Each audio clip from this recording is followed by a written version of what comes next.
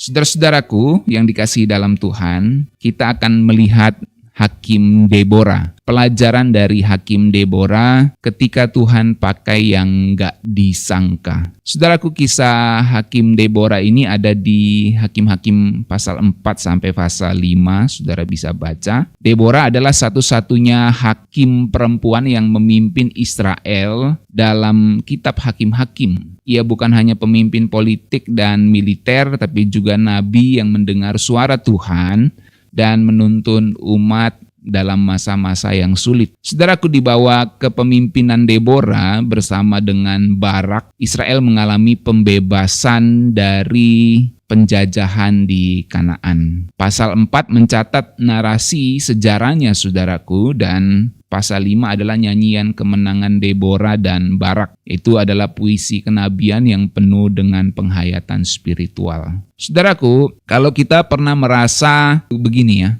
gua mah siapa gitu ya, Tuhan gak mungkin pakai saya. Siapa sih gua? Gak mungkin lah Tuhan pakai gua gitu ya, gak mungkin Tuhan pakai saya gitu. Nah, kisah Debora ini menjadi relate dengan kita, saudaraku. Di tengah zaman yang gelap dan dominasi kepemimpinan laki-laki saat itu, Tuhan angkat seorang perempuan sebagai seorang nabi, hakim, dan pemimpin peperangan. Heran ya, tapi justru itu yang bikin cerita ini jadi seru, saudaraku. Di tengah suasana patriarki, budaya patriarki saat itu, malah Tuhan angkat seorang pemimpin perempuan. Jadi apa pelajaran yang bisa kita dapatkan dari kisah Debora ini? Secara singkat saja, yang pertama, Tuhan bisa pakai siapa saja, saudaraku. Nggak lihat gender, nggak lihat latar belakang atau jabatan. Tuhan bisa pakai siapa saja. Saudara jabatannya apa saat ini? Saudara pangkatnya apa? Saudara gendernya apa? Ya, Tuhan bisa pakai kita, baik kita laki-laki maupun perempuan. Ya, jadi Tuhan bisa pakai siapa saja, saudaraku.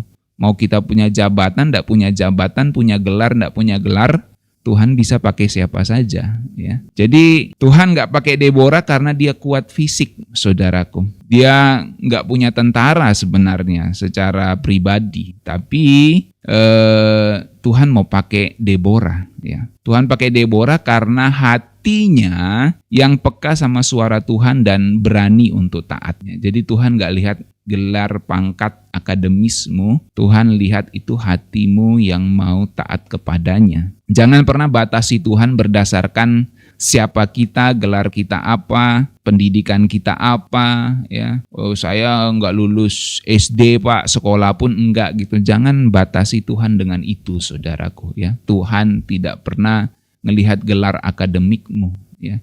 Yang Tuhan lihat tuh hati yang mau taat kepadanya. Tentu saya tidak bilang pendidikan itu tidak penting ya. Pendidikan itu penting, tapi poinnya di sini adalah bahwa Tuhan itu melihat orang yang mau dipakai olehnya. Orang yang mau taat terhadap panggilannya, saudaraku. Jadi kalau kita nurut sama Tuhan, maka Tuhan mau pakai kehidupan kita, ya.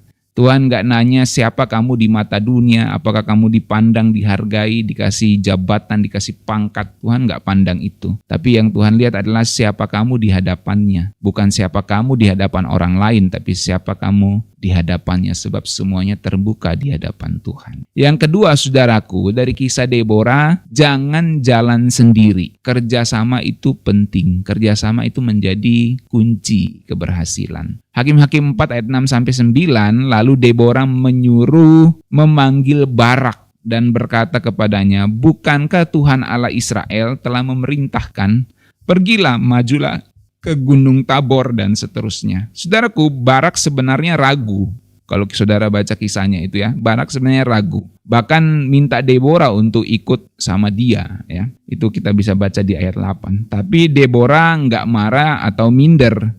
Dia malah gandeng Barak pergi untuk mendorong dia untuk taat, saudaraku. Bahkan nanti di ayat 17-22, Jael, seorang perempuan lain, dipakai Tuhan untuk menyelesaikan peperangan. Jadi ketaatan itu nggak harus sendirian, saudaraku. Kita perlu partner, perlu kerjasama dengan orang lain. Jadi ketika Tuhan pakai kita, ya, Tuhan bisa pakai kita sendirian, memang benar. Tapi Tuhan juga mau kita, seringkali Tuhan mau kita bekerja sama dengan orang lain. Tuhan kasih kita partner, tim, untuk wujudin misinya Tuhan, saudaraku. Ya, pada akhirnya orang nggak bisa juga hanya kerja sendirian, saudaraku. Orang butuh orang lain untuk menyelesaikan misi Tuhan. Jadi kadang kita adalah berperan seperti Deborah, tapi kadang kita juga berperan seperti Barak. Kadang kita yang membutuhkan orang lain, kadang kita yang dibutuhkan oleh orang lain. Saya ulangi, kadang kita yang dibutuhkan, kadang kita yang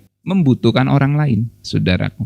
Sama seperti kadang kita berperan seperti Deborah, kadang kita berperan seperti Barak dalam hal ini.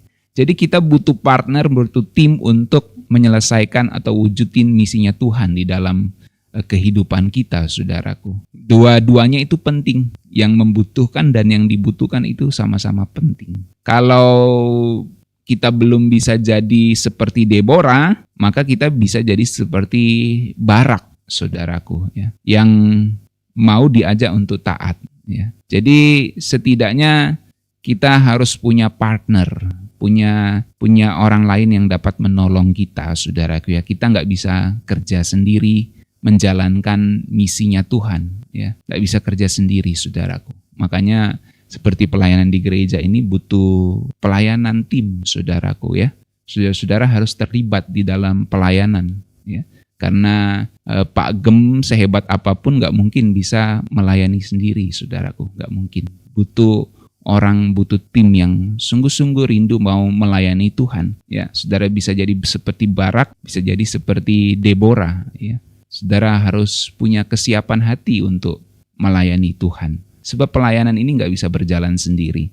Butuh orang-orang yang mau sungguh-sungguh melayani Tuhan, saudaraku. Ya, sesuper apapun kita, sehebat apapun, sebanyak apapun skill dan kemampuan kita nggak bisa sendiri. Ya, makanya kita perlu tim, ya, perlu partner, perlu orang-orang yang mau sungguh-sungguh rindu taat melayani Tuhan. Dan yang ketiga, saudaraku, kemenangan itu buat Tuhan, bukan buat pamer. Hakim-Hakim 5 ayat 1-3.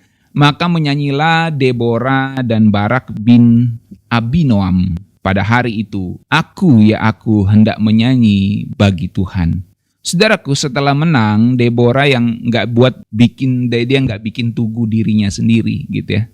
Setelah menang peperangan, dia nggak bikin tugu buat dirinya sendiri, saudaraku. Dia malah bikin lagu pujian, ya. Ngajak semua orang untuk ingat bahwa kemenangan kita ini datangnya dari Tuhan. Kemenangan ini terjadi karena Tuhan yang campur tangan, karena Tuhan yang bekerja. Jadi ini penting, saudaraku, untuk kita pahami bahwa kemenangan yang kita alami di dalam kehidupan kita itu semuanya karena Tuhan dan buat Tuhan, bukan buat kita pamer-pamer, saudaraku. Tuhan kasih kita kemenangan supaya kita balikin pujian kepadanya, saudaraku. Maka segala kemuliaan hanya bagi Tuhan. Bukan buat pamer kekuatan kita, aku yang hebat, aku yang menjalani misinya, enggak. Semuanya karena kemurahan Tuhan. Jangan fokus ke gue yang hebat, aku yang hebat, saya yang hebat, tapi fokus kepada Tuhan yang luar biasa, yang hebat, yang dahsyat, yang memakai kita semua untuk ada di dalam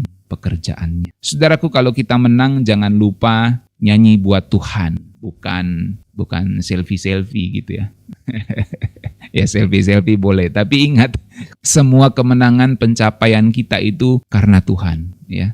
Semua keuntungan di dalam bisnis, semua pencapaian yang kita lewati, lulus dalam tingkat pendidikan tertentu, atau mungkin tiba-tiba dapat bonus, dapat gaji gede, atau tiba-tiba dapat orderan gede, orderan besar, ingat loh. Semua itu karena Tuhan, saudaraku. Kalau saudara menganggap itu karena kehebatan saudara sendiri, hati-hati. Ya, semua karena Tuhan. Tuhan yang buka jalan, walaupun mungkin kita tidak menyadarinya. Ya, jadi ingat, kemenangan yang kita capai di dalam hidup kita itu bukan buat pamer, tapi buat kemuliaan bagi nama Tuhan. Supaya kita memuji Dia, mengagungkan Dia atas segala berkat dan anugerahnya dalam hidup kita. Saudaraku, Deborah ngajarin kita bahwa Tuhan gak pernah salah pilih orang. Di tengah budaya patriarki yang begitu ketat, Tuhan bangkitkan seorang perempuan yang gak disangka-sangka, saudaraku. Dan dari Deborah kita juga belajar bahwa ketaatan itu bisa dimulai dari keterbatasan. Dan kerjasama itu adalah kekuatan, serta semua kemuliaan harus kembali kepada Tuhan. Deborah adalah cermin bahwa kesetiaan dan keberanian lebih penting daripada gelar dan status. Ya, kesetiaan dan keberanian lebih penting daripada gelar dan status kita saat ini. Saudaraku, Tuhan cuma butuh satu hal, hati yang mau taat kepadanya. Demikian firman Tuhan, saudaraku. Mari kita berdoa.